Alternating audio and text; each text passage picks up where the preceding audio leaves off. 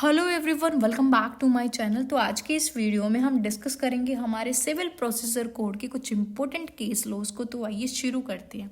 देखिए, सबसे पहला जो केस है वो है Dalip Singh versus state of UP. 3 दिसंबर 2009 का ये केस है। देखिए, इस केस में क्या हुआ था।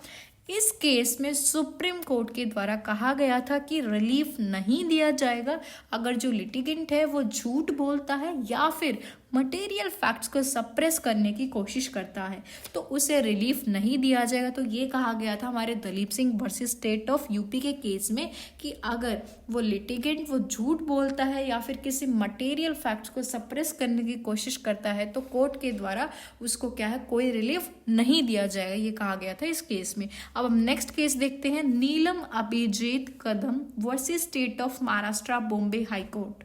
देखिए, इस केस में क्या कहा गया बॉम्बे हाई कोर्ट के द्वारा कि कोर्ट को इंग्लिश में भी प्लीडिंग्स को एक्सेप्ट करना पड़ेगा और ना ही किसी पर्सन को फोर्स किया जा सकता है कि जो लैंग्वेज यूज की जाए वो मातृभाषा लैंग्वेज ही हो। तो क्या है, कोर्ट को इंग्लिश में भी प्लीडिंग्स को एक्सेप्ट करना पड़ेगा, ये इस केस में बोला गया था। ठीक है, अब हम नेक्स्ट केस देखते हैं।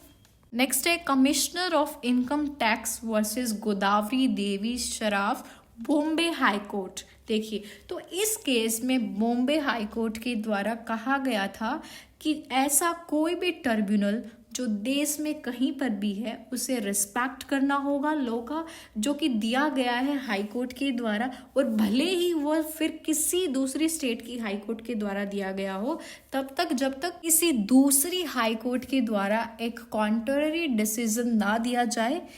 तो क्या कहा गया इस केस में कि उसे क्या है, लॉ की रिस्पेक्ट करनी होगी, भले ही वो हाई कोर्ट के द्वारा दिया गया हो या फिर किसी और कोर्ट के द्वारा दिया गया हो। ठीक है, अब हम नेक्स्ट केस देखते हैं।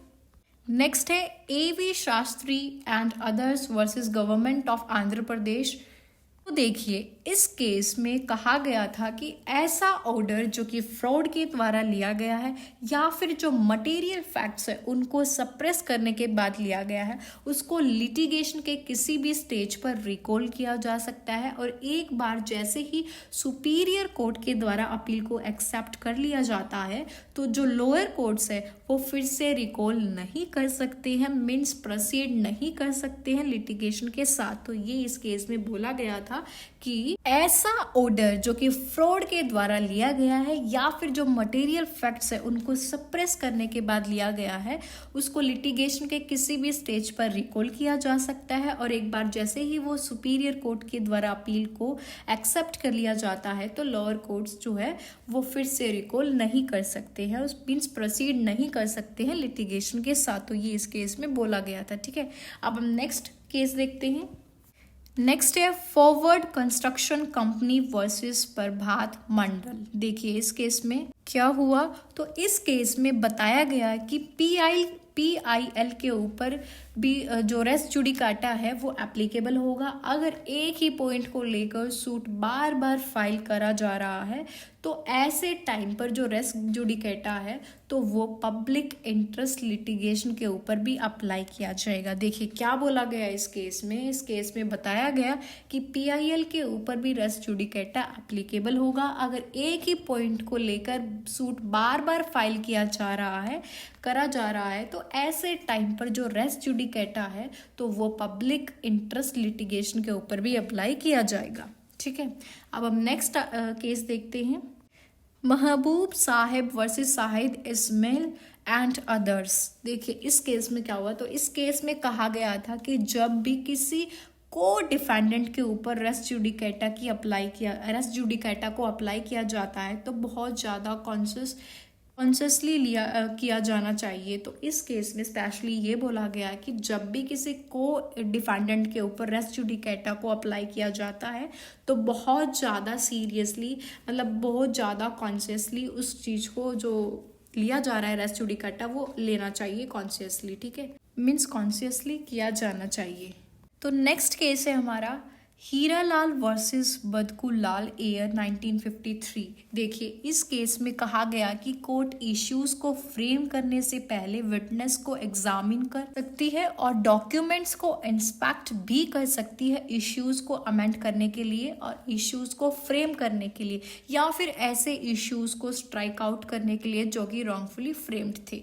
ठीक है, तो बेसिकली इस केस में क्या बोला गया, हीरालाल वर्सेस बदकुलाल एयर 1953 के केस में, इस केस में कहा गया कि कोर्ट इश्यूज को फ्रेम करने से पहले विटनेस को एग्जामिन कर सकती है और डॉक्यूमेंट्स को इंस्पेक्ट भी कर सकती है इश्यूज को अमेंड करने के लिए, इश्यूज को फ्रेम करने के लिए, या फिर ऐसे इश्यूज को स्ट्राइक आउट करने के लिए जो कि रॉन्गफुली फ्रेम्ड थे। ठीक है, अब हम नेक्स्ट केस देखते हैं हमारा अनिल राय वर्सेस स्टेट ऑफ बिहार 2001 का ये केस है। तो देखिए, इस केस में कहा गया था कि जब भी किसी जजमेंट को प्रोनाउंस किया जाता है तो उसको स्पीडी मैनर में प्रोनाउंस किया जाना चाहिए और साथ ही जजमेंट को सही तरीके से प्रोनाउंस किया जाना चाहिए। ये इस केस लॉ में बोला गया था कि जब भी किसी जजमेंट को प्रोनाउंस किया जाता है तो उसको स्पीडी मैनर में प्रोनाउंस किया जाना चाहिए और सही तरीके से, सही ढंग से उसको प्रोनाउंस किया जाना चाहिए उस जजमेंट को। ठीक है, अब हम नेक्स्ट केस लॉ देखते हैं हमारा state of Uttar Pradesh versus Nawab Hussain. देखिए, इस केस में क्या होता, तो इस केस में क्या होता है, एक सब इंस्पेक्टर को डिसमिस कर दिया जाता है डीआईजी के ऑर्डर पर।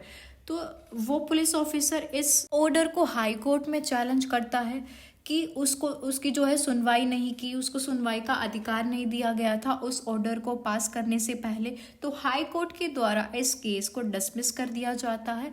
तो वो इसके अलावा एक और सूट फाइल करता है जिसमें वो बताता है कि जो डीआईजी है वो सही अथॉरिटी नहीं थी जो कि वो ऐसा ऑर्डर पास कर सके। तो इसकी जगह आईजीपी भी एक सही अथॉरिटी है जो ऐसा ऑर्डर दे सकती है। तो ऐसा ऑर्डर पास करने की जो पावर है वो आईजीपी के पास है, ना कि डीआईजी के पास। तो फिर ये केस सुप्रीम कोर्ट में जाता है, सुप्रीम कोर्ट में लेके जाते हैं उस केस को।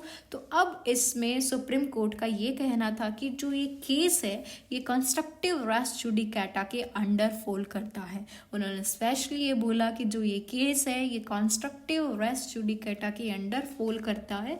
और सुप्रीम कोर्ट का कहना था कि जब सूट को फाइल किया गया था तभी इस बात को रेस क्यों नहीं किया गया तुम्हारे द्वारा।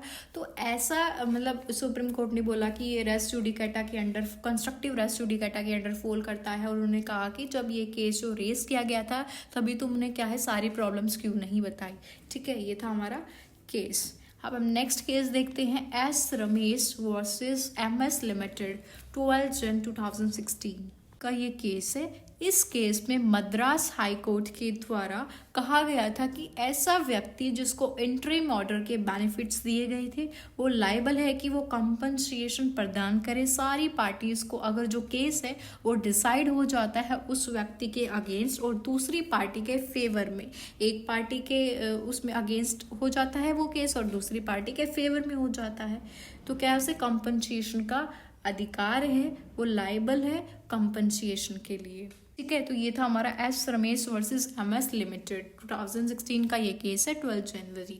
ठीक है, तो गाइस ये थे हमारे आज के कुछ important case laws civil procedure code के। होप सो आपको वीडियो हेल्पफुल लगी होगी। अगर आपको वीडियो हेल्पफुल लगी then please do like, share and subscribe the channel for more videos. Thank you for watching this video.